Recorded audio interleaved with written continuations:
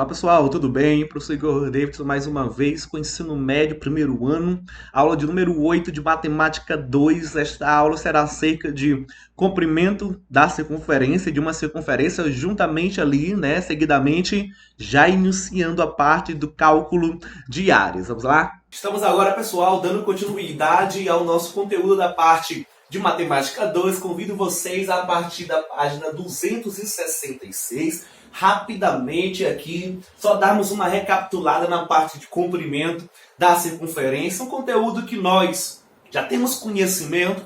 Então, brevemente aqui, lembrar a definição e já partindo direto para as resoluções, ok? Bora lá. O que é que nós observamos e precisamos saber acerca do comprimento da circunferência? Vamos imaginar um pequeno experimento que você pode estar fazendo aí mesmo na sua casa. Vamos pegar ou vamos considerar uma circunferência, ok? A grosso modo, quando você pensa, qual é o comprimento da circunferência? É, na verdade, o cálculo de um segmento de algo retilíneo, reto. Como? Basta você, a grosso modo, faça aí uma circunferência de alguma forma, com barbante ou pegue alguma coisa e corte.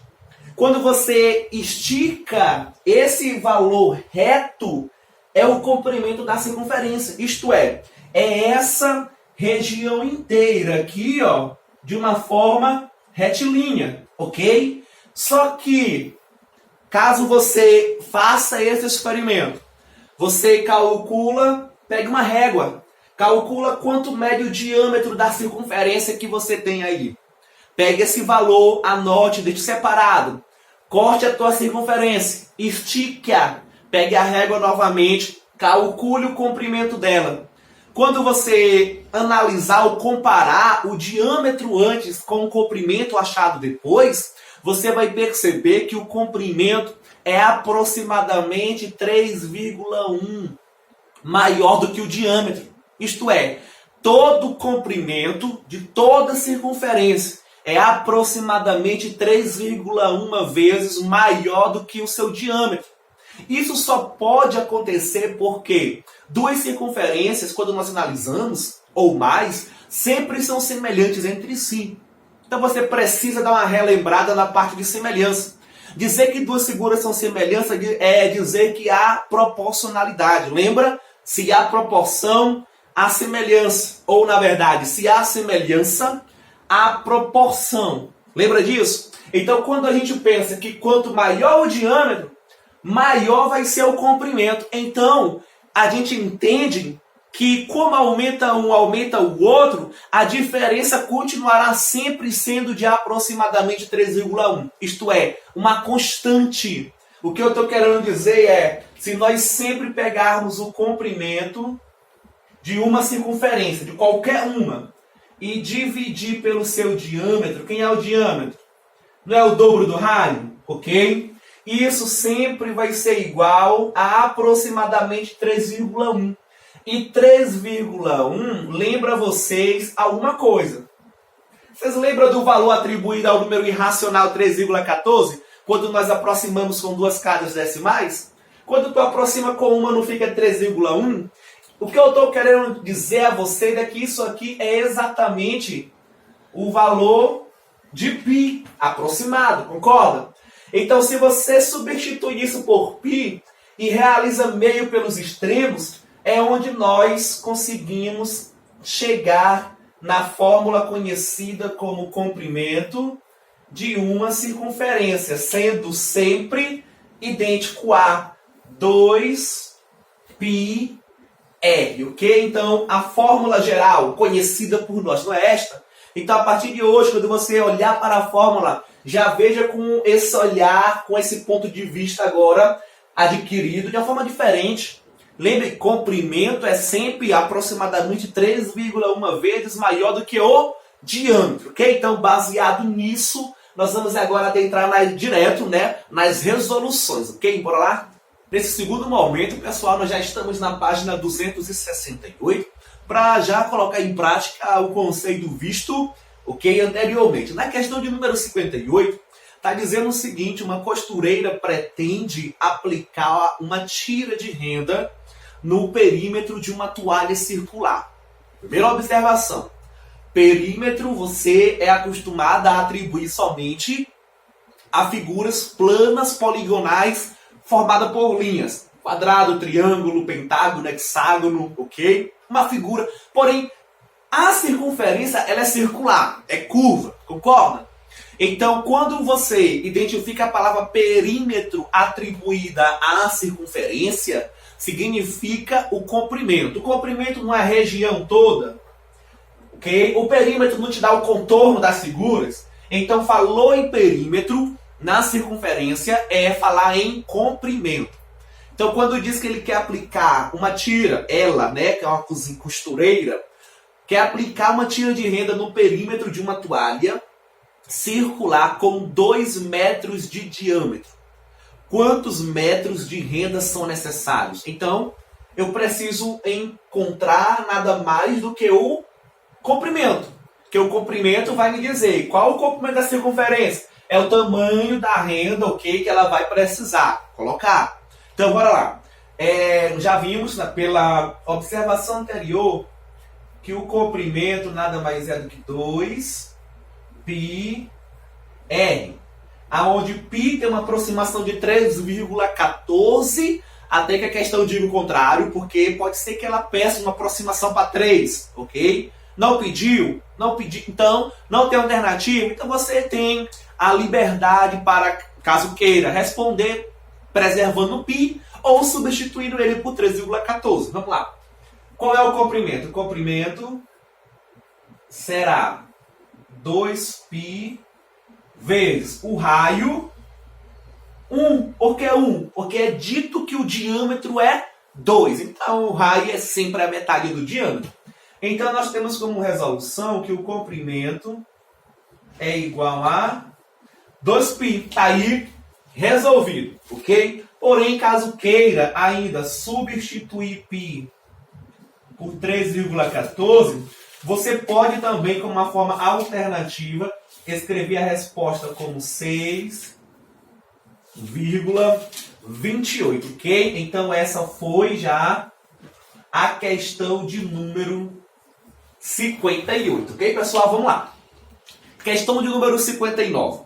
Analisa a figura do livro. Não coloquei aqui desta vez, mas dá para nós observarmos que são duas circunferências concêntricas, isto é, compartilham o mesmo centro. Ok.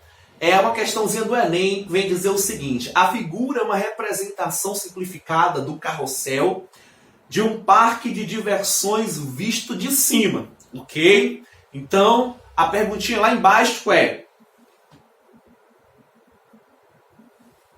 nessa representação, os cavalos estão identificados pelos pontos escuros, pontos vermelhos, são os pontos vermelhos, e ocupam circunferências de raio 3 e 4 metros, respectivamente. Ambas centradas no ponto O, mesmo centro, porque são concêntricas. Está dizendo o seguinte: em cada seção de funcionamento, o carrossel efetua 10 voltas. Então, cada cavalo ali vai efetuar 10 voltas. Na circunferência, uma volta inteira é a mesma coisa também de dizer que é o comprimento. Vamos lá.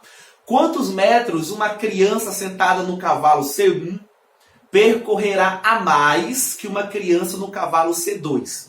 Por que isso acontece? Percebe que o cavalo C1 está na circunferência maior. Então, lógico que para dar uma volta, a pessoa vai percorrer mais, uma distância maior, certo? Ok, em uma seção, tá? A seção é de quantas voltas? 10, ok? Use 3,0 como aproximação para π. Foi como eu falei aqui. Neste caso, já está dizendo, use π como 3, ok? Como já tem na figura C1 e C2, eu não vou colocar C para representar o comprimento, tá bom? Eu vou colocar K, certo? K1, K representando como comprimento, ok? Então vamos lá. A fórmula do comprimento é 2πr, percebe? Então vamos começar na questão, falou ali dos raios respectivamente. O raio é 3 e 4, então o 4 é para a circunferência maior. Quando eu calculo o comprimento, fica 2πr.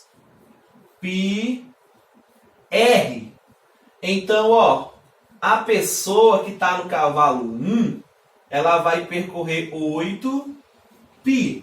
Como π é 3, isso é 24 metros, ok? Por quê? Porque está dizendo na questão que π é 3. Como a seção ela é composta de 10 voltas, então é 10 vezes K1. Se K1 é 24, 10 vezes 24, ó, uma seção é 240 metros, ok?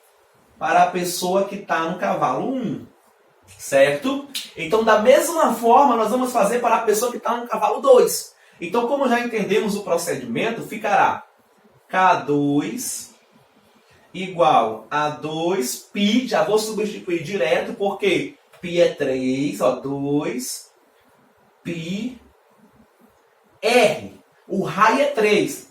Então, para esse caso, K2 vai ser igual 3 vezes 3, 9, vezes 2, ó, 18 metros, ok? Da mesma forma, o que nos interessa é o quê? É uma seção completa, então é 10 vezes K2.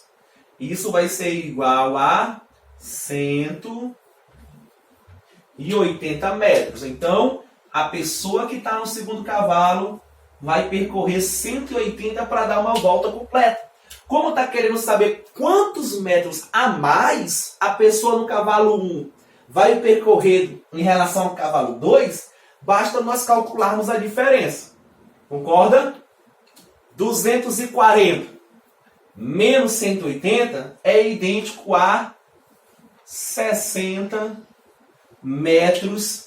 E essa aqui sim é a nossa resposta para a questão de número 59. Nesse terceiro momento, pessoal, já na página 270, já iniciando aqui o cálculo de áreas, iremos aqui a um primeiro passo, somente relembrar alguns conceitos, algumas propriedades, fórmulas já conhecidas por nós, ok? Então, a área de alguns polígonos já conhecidos. Primeiro, nós estamos aqui iniciando com um retângulo. Possui duas dimensões, base e altura. A área representada pela letra S, ok? Embora a gente geralmente costuma colocar a letra A, porém isso não tem interferência nenhuma na resolução, tá bom? Essa é de área. Então, a área do retângulo é a base vezes a altura, percebe? O que nós temos que observar no retângulo? Por definição, são lados paralelos, 2 a 2, concorda? E os lados opostos são congruentes entre si, em mesma medida. E os ângulos internos, ó, os 4 são o quê? Ângulos retos, ok? Recordam disso? Certo. A próxima figura é um quadrado, que por definição, o quadrado também, assim como o retângulo, possui os 4 ângulos internos congruentes, ambos, todos medindo 90 graus. Todos os seus lados são congruentes. São paralelos 2 a 2 e os lados opostos também têm mesma medida. Quase que todas as características se assemelham ao retângulo. Qual é a única diferença? É que o retângulo não tem os 4 lados entre si congruentes. Então vamos começar a pensar em umas particularidades. A área, conhecemos. É base vezes altura. A vezes A ao quadrado, ok? Então, a gente costuma dizer que é o lado ao quadrado. Porém, tem aquelas observaçõezinhas em que nós precisamos saber diferenciar um quadrado de um retângulo. É errado eu dizer que o quadrado é um retângulo? Não. Todo quadrado é um retângulo. Por quê? Para ser um retângulo, só precisa ser paralelo 2 a 2 os lados, ok? E os ângulos internos 90 graus. O quadrado satisfaz isso. Todo quadrado é um retângulo. Porém, o retângulo não é um quadrado. Porque para ser um quadrado, além de ter os lados paralelos 2 a 2 e os ângulos de 90, os lados entre si têm que serem congruentes, ok? Então, o quadrado, ele é um retângulo, mas o retângulo não é um quadrado, ok? Grave isso. O paralelograma vem seguindo a mesma linha. É sempre base vezes altura. Base vezes altura. Paralelograma nada mais é lados paralelos, ok? 2 a 2, porém diferente. Quando nós observamos, o retângulo é um paralelogramo. O quadrado é um paralelogramo. Só que como tem particularidades específicas, a gente chama de quadrado e chama de retângulo. Porém, a grosso modo, o que é um paralelogramo? Tem que ser paralelo, 2 a 2. E quando nós observamos, ó, esses dois ângulos aqui, eles sempre são suplementares. É propriedade. A soma é 180 graus. Se você olhar do ponto de vista de retas paralelas, cortada por uma transversal, seriam dois ângulos colaterais internos, que por definição a soma é 180, ok? E no paralelogramo, os ângulos opostos, ok? São o quê? São congruentes, ok? Esse é idêntico a esse é congruente com esse. Quando tu olha para o quadrado, satisfaz tudo isso. Por isso que o quadrado é um paralelogramo. O retângulo também. 90 mais 90, 180. E os opostos, ó, o quê? Congruente. Sempre 180 e os opostos congruentes, ok? Então vamos lá. Vamos mudar e vamos adentrar em um trapézio, ok? O trapézio não é um paralelogramo, tá bom? O quadrado é, o retângulo também, porém o trapézio não, porque a primeira definição para ser um paralelogramo é os lados serem paralelos 2 a 2. No trapézio, o lado é paralelo, inferior, a base maior e a base menor. Mas os dois aqui não são. Então não é. O trapézio ele entra em uma outra particularidade. Porém, identificamos sempre que os lados paralelos são os lados que determinam as bases. E sempre vai ter uma maior do que a outra. Ok? Porém, também tem sua altura. A área é encontrada somando as duas bases, multiplicando pela altura e dividindo por 2. Ok? Aqui, por último, nós temos um losango. Aquela pipa, parece uma pipa, que se assemelha muito com o quadrado. Por quê? Porque assim como o quadrado, o losango, ele tem os 4 lados congruentes. Os seus lados opostos são congruentes, ok? Porém, ó, esse verde congruente com esse. Porém, o que acontece é que é diferente do quadrado porque os ângulos internos não medem 90 graus, ok? Então vamos lá. Quando eu olho para o losango, eu entendo essas propriedades aqui. O que mais? Se tu tem um losango, você pode olhar aqui os lados, ó, o verde com o azul, ele junto também, a soma tem que dar 180 graus, ok? São propriedades, gente. Verde, azul, ou esse com esse, ok? De 2 em 2 assim, contando que não sejam os opostos, são sempre suplementares entre si. A fórmula é, dá de perceber que nós vamos ter duas diagonais, ó. Se eu ligo esse vértice com esse, diagonal maior, esse com esse, uma diagonal menor. O produto entre as diagonais dividido por 2 nos dá a área do losango. Essas 5 propriedades vocês já estudaram lá no 9º ano, ok? Não, na verdade desde o 8º. Porém, nós vamos aqui ter uma atenção especial para duas figuras. Está faltando o quê? Você observa, professor, cadê o triângulo? Cadê o hexágono? Então vamos lá. Estamos aqui diante do triângulo, onde considerem, a grosso modo, o triângulo sendo escaleno, os lados diferentes. Temos aqui a altura e coloquei aqui um ângulo qualquer, ok? Vamos lá. Nós somos acostumados a utilizarmos somente uma única fórmula para calcular a área de um triângulo, que é pegar a base, multiplicar pela altura e dividir por 2. Ok, certo. Mas isso só é conveniente quando nós temos a altura. Como é que você calcula a área de um triângulo sem ter a altura? Depende. Se você tiver dois lados, ok? 2 lados, e tiver um ângulo compreendido entre eles, isto é, os 2 lados vão determinar um ângulo. Se você tiver esse ângulo, você pode encontrar a área multiplicando os 2 lados multiplicando ainda pelo seno desse ângulo que os lados formam e pegar e dividir por 2, ok? Essa é uma propriedadezinha nova, embora eu me recordo que eu até joguei para vocês, coloquei no quadro, ó pessoal, e disse assim, isso aqui ainda vai ser importante lá quando vocês chegarem no ensino médio, primeiro ano. Eu lembro disso, eu coloquei essas propriedades para vocês. Então, quando é que tu usa essa? Quando tiver altura. Quando tu não tiver altura, mas tiver dois lados, e eles determinarem um ângulo, calcule o seno dele. Então, multiplique tudo e divida por 2, ok? Aí vocês começam a lembrar do estudo de trigonometria, o seno de 30, 1 sobre 2, seno de 45, raiz de 2 sobre 2, seno de 60, raiz de 3 sobre 2, cosseno, entendeu? Então, esquece o cosseno, né? Porque para nós só vai servir o seno. E por enquanto, só vai aparecer ângulos conhecidos, certo? Que foram estudados. Ainda não chegamos na parte da trigonometria, né? Para mudarmos o nosso conhecimento. Isso é algo muito chique, tá bom? Se aparecer algum ângulo que não foi trabalhado, então significa que na questão vai ter que dizer, já pensou, tiver lá, considere alfa igual a 120. Você sabe calcular o seno do ângulo de 120?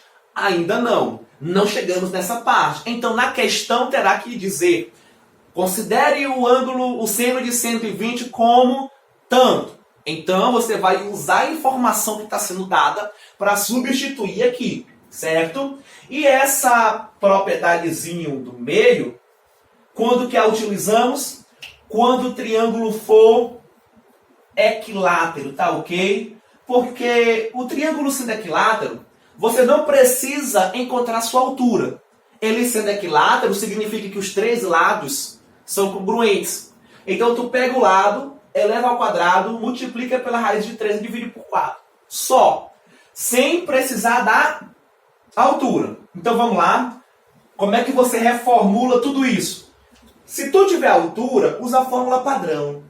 Se não tiver, procure usar isso. E se ainda for equilátero, escolha do meio. Ok? Claro que ainda tem mais. Se o triângulo for inscrito dentro de uma circunferência, há uma fórmula específica para isso. Se você não conhecer o ângulo e nem a altura, ainda tem a fórmula de Heron. Porém, nós vamos ainda chegar, adentrar nesta parte, ok? Então, a princípio, grave, fique com estas três fórmulas para calcularmos a área de um triângulo, ok? Estamos agora, pessoal, diante do hexágono, onde há uma particularidade que nós já estudamos, em que nós sabemos que o hexágono, a figura poligonal que contém 6 lados, ele pode ser dividido em 6 triângulos, todos os 6 equiláteros. Então, como é que nós fazemos de uma forma bem simples para encontrar a área do hexágono? Pela questão anterior, pela parte anterior, acerca do triângulo, nós vimos que a área de um triângulo equilátero nada mais é do que o lado ao quadrado vezes raiz de 3 sobre 4. Então, quando nós queremos calcular a área do hexágono, tem 6 desses lá dentro. Isto é 6 vezes o triângulo equilátero. A área do triângulo equilátero. Se a área de um é L ao quadrado raiz de 3 sobre 4, se eu pegar essa área e multiplicar por 6, nós teremos a área do hexágono inteiro. Ok? Então, nós podemos ainda concluir que a área será... Não é possível nós simplificarmos aqui, ó. Se simplificar por 2, fica 3. 4 por 2, fica 4. Então, a área do hexágono é 3 vezes o lado ao quadrado, que multiplica a raiz de 3 sobre 2, ok? Então, a última figura a ser trabalhada na aula de hoje foi a área do hexágono. Vamos lá. Vamos aqui, pessoal, com a questão de número 61, só para nós concluirmos e colocá-lo em prática acerca dessa outra parte da aula de cálculo de áreas, tá ok? A questão de número 61 vem dizer que o comprimento de uma mesa retangular é o dobro de sua largura, ok? Então, quando nós imaginamos um retângulo, nós teríamos que o comprimento é o dobro da sua largura, ok? Então, vamos colocar aqui só para representar um retângulo. Como nós não conhecemos a medida da largura, nós podemos chamar de x, o comprimento, como é o dobro, 2x, ok? Vamos lá, continuando. Se a mesa tivesse 45 centímetros a menos de comprimento e 45 centímetros a mais de largura, seria quadrada. Assim sendo, a área da mesa é de... Percebe que a mesa ela é retangular. Porém, fazendo algumas modificações, se tornaria um quadrado. Então, nós vamos pensar nessa hipótese do quadrado. Por quê? Porque o quadrado, por definição, já mencionamos, lembramos aqui nesta aula, vai possuir todos os seus lados de mesma medida, isto é, será congruente. Agora, para que se torne um quadrado, eu preciso, tá dizendo, pegar a medida do comprimento, subtrair 45, isso vai ser igual a largura somado com 45, ok? Por que vale a igualdade? Porque é um quadrado, todos os lados são congruentes, ok? É essa expressão que nós vamos encontrar, uma vez que a gente pega o comprimento, tira, reduz, vem a largura e aumenta, ok? Então, eu posso montar essa equação e, a partir daí, resolvendo, nós temos que o valor da variável x será de 90. Como o 45 está sendo trabalhado em centímetro, então x será 90 centímetros, ok? Então, o que é que nós temos? Que num retângulo, a largura vai ser x, nesse caso, 90 centímetros, e o comprimento que é o dobro, será 2 vezes 90, concorda? 2 vezes 90, 180 centímetros, ok? No final, o nosso objetivo é encontrar a área da mesa retangular. Então, basta pegar comprimento e multiplicar pela largura. Isto é, qual é a definição vista? Base vezes altura. Vamos lá? Então, basta nós pegarmos, né? Logo, 180 vezes 90, isso vai ser igual a 16.200. Como eu estou multiplicando duas grandezas, isto é, centímetro, então eu vou conservar aqui o centímetro e elevar ao quadrado. Então, 16.200 centímetros quadrados. Como as alternativas estão em metro, todas, então eu vou dividir por 10.000, ok? Então, volta a vírgula 1, 2, 3, 4 vezes, fica 1,62 metros quadrados, ok? Só lembrar da transformação de grandeza. De centímetros quadrados para metro quadrado, divide por 10.000. De metro quadrado para centímetro quadrado, multiplica por 10.000, ok? Então, pessoal, o valor correspondente a 1,62 metros quadrados é a alternativa A. Então, é a nossa resposta para esta questão, ok? E estamos ficando por aqui. É isso aí, pessoal, estamos nos encaminhando para a conclusão de mais uma aula de Matemática 2, já iniciando aí, né, finalizamos a aula, na verdade, e iniciando com algumas definições acerca de áreas, definições estas conhecidas, já estudadas por nós. Então, o nosso objetivo principal é a prática dos exercícios, ok? Então, estaremos iniciando a partir da próxima aula, ali na página 275, e a atividade até a página de número 278. Então, já antecipem aí, comecem a resolver, dê o feedback, tire suas dúvidas conosco. Então, aguardo todos vocês na próxima aula. Grande abraço!